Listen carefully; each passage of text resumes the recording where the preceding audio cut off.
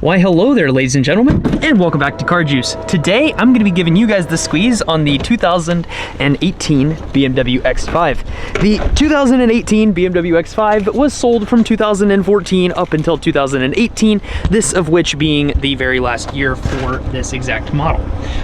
The reason that I decided to do a video on this exact car is because these have gotten quite cheap and they are relatively inexpensive, especially relative to what they were whenever they were brand new. This car was $65,600 whenever it was brand new and is now for sale for just over $21,000 at BMW Cincinnati North, the dealership that I work at. This particular car is featured in Alpine White with a beautiful mocha leather interior. The 2018 X5 has the very reliable N55 six-cylinder engine mated to a very nice ZF 8-speed transmission, making this thing overall just a very smooth and overall luxurious and reliable car. Let's see, there we go. Nice, I practiced this beforehand. That's why I was able to find it so quickly. But yes, you have a single turbo, 300 horsepower inline six engine. The nice thing about this engine, prior to being redesigned as the N55 in 2014, or no, I believe 2010, this was known as the N54 with a twin turbo setup. That had a lot of injector issues and various things like that. At this point, the car was very reliable. This was actually the very last year of the X5, and that's also part of the reason why I think this is such a good buy with, 70,000 miles for $22,000.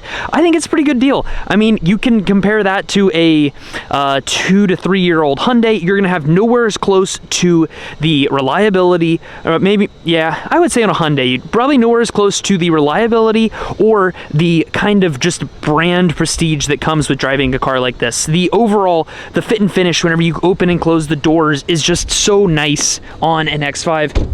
I mean, that's just like a nice, good clunk. You're not gonna have that if you go to a Honda Pilot. You're not gonna have that level of precision whenever you close the doors, and you're going to be right in that same price point if you're looking at like a 2021 model. And I would argue that this is going to be almost as reliable, probably just much more expensive to keep on the road. At 100,000 miles, you probably are going to be looking into things like your valve cover gasket, all those other things. Tires obviously more expensive, little things like that. Speaking of tires, we do have all-season tires on all four corners. You've got 255 millimeter tires with 19-inch wheels on them in the front, and I believe this is probably a square setup, 255s in the rear as well. Yes, so you've got all season run flat tires, so if you get a nail in any of these different tires, this car is going to be able to continue to drive as normal without any major issues. Coming around to the back of the car here, you do have LED taillights. You also have a power opening trunk. This is capable of doing like a kick tailgate feature where you can just swing your foot back and forth to open and close it.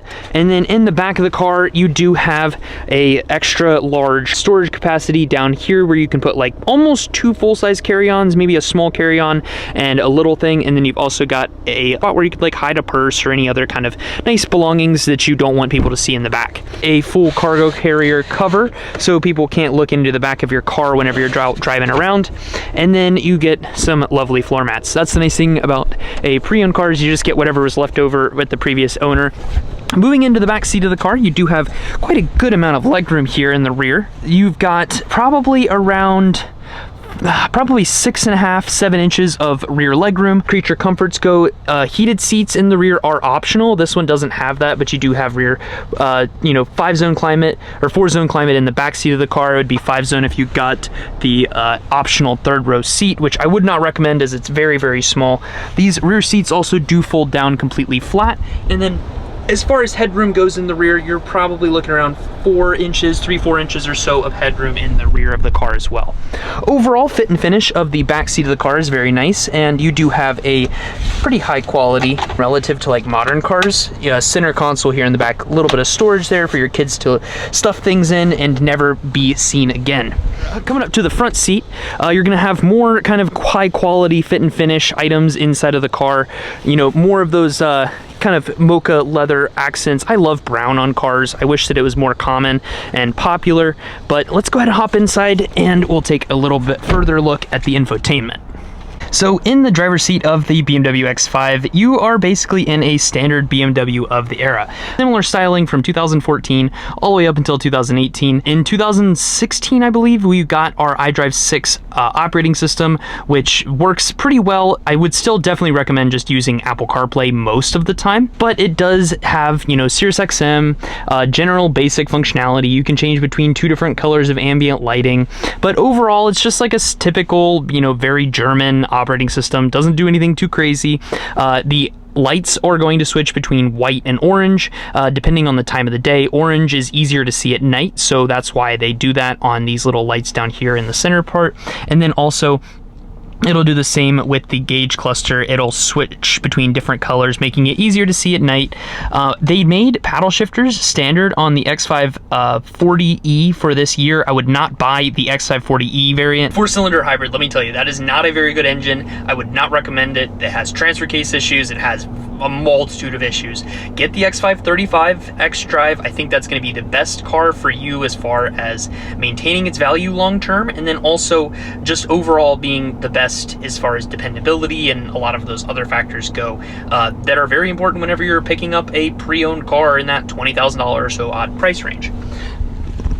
More things inside of the dash here. We do have a very nice quality wood kind of interior veneer panel. It looks nice next to the black piano gloss portion below. That looks very, very nice. And then you've got more wood here on the top. No like weird cracks or blemishes or anything like that. I mean, 80,000 miles, for it to still look this good of condition, like small little scratch, I would say that that's pretty typical what you'd expect to see on a, you know, $22,000 to $20,000 to $25,000 example of a car of this kind of caliber.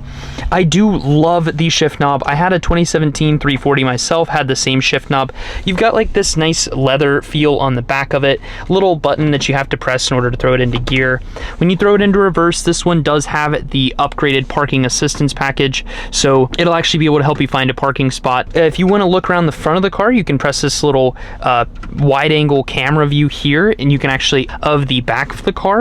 So whenever you are looking to try to like back out of a parking spot, it makes it a little bit less sketchy. You've also got sport and comfort mode that you can select through depending on how you're wanting to drive it. And then if you put this thing into eco, you are going to get really good fuel economy. So this car is rated to get, I believe, 4 miles per gallon on the interstate and then 18 on the highway, so overall not too bad there as well. Heated seats on both the driver and passenger side, and then you do have a very, very nice heated steering wheel. But for the most part, that is all that I want to talk about on the interior of the car. We're going to go ahead and put you guys over there and then put another version of you guys right here, and we're going to take this thing on a quick spin. All right, so in the driver's seat of the 2018 BMW X5, you're gonna find yourself in a pretty nice SUV. The overall, like the fit and finish of everything inside of the cabin is pretty nice. You've got a nice, like semi-soft touch-ish dashboard, and the material quality is a little bit lacking.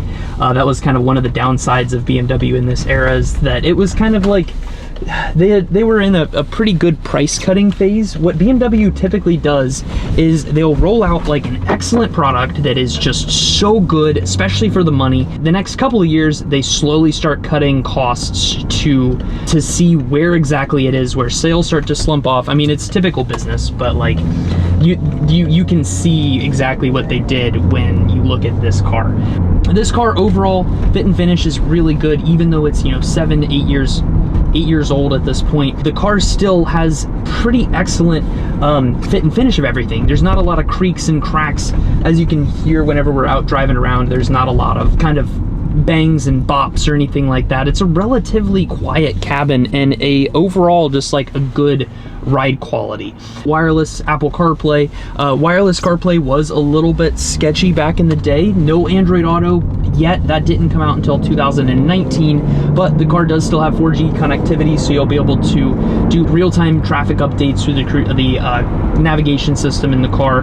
Granted, I would also still just rely on Apple CarPlay, as it was just not there yet. That's kind of before the time of this car. Whenever you're in an older car, it's best to just like kind of assume that the technology's it's not gonna work, and then just buy it for what it does. You're buying this car because of the high quality of the fit and finish whenever you open and close the doors, the overall quiet cabin. These don't have like double pane glass or anything like that on the windows, but the headliner's plush. The other very cool thing is this car has a real like hard line between the panoramic roof and like the cover that goes above it. It's not like some cheap cloth, so it really blocks out like every ounce of the sun that comes through it. That's something that I actually prefer on the F chassis generation, the F15 versus the G05. X5 is the sunroof particularly is just really, really nice. The auto start stop is very slow. That is an old part of this car. If you put it into Sport Plus, the car is not going to turn off at traffic lights, and you will have to press a button every time you get in the car to make sure that it doesn't accidentally turn off at traffic lights, because that makes it very slow, and that's something that's a lot better on modern cars. I also think that on this exact car, I think that it may result in a little bit of a worse overall ownership experience, because you're going to be putting additional wear on that starter motor as the car turns on and turns off. With our modern cars, they no longer have that issue, as they basically are just set up to kind of go into a hybrid mode where there's a small electric motor that lets the car turn on and off, and it makes the start-stop very, very smooth. Even over these bumpy roads, really not bad. Steering wheel, 80,000 miles, the steering wheel still feels relatively new. If you live in like a moderately cold climate where you get a couple inches of snow and you want to have a nice car to rack miles up on, I think that the X5 would be a great option. I would definitely pick this over a similar yeared Honda Pilot if I was somebody that's, you know, slightly into cars or has to hold up a certain image for work.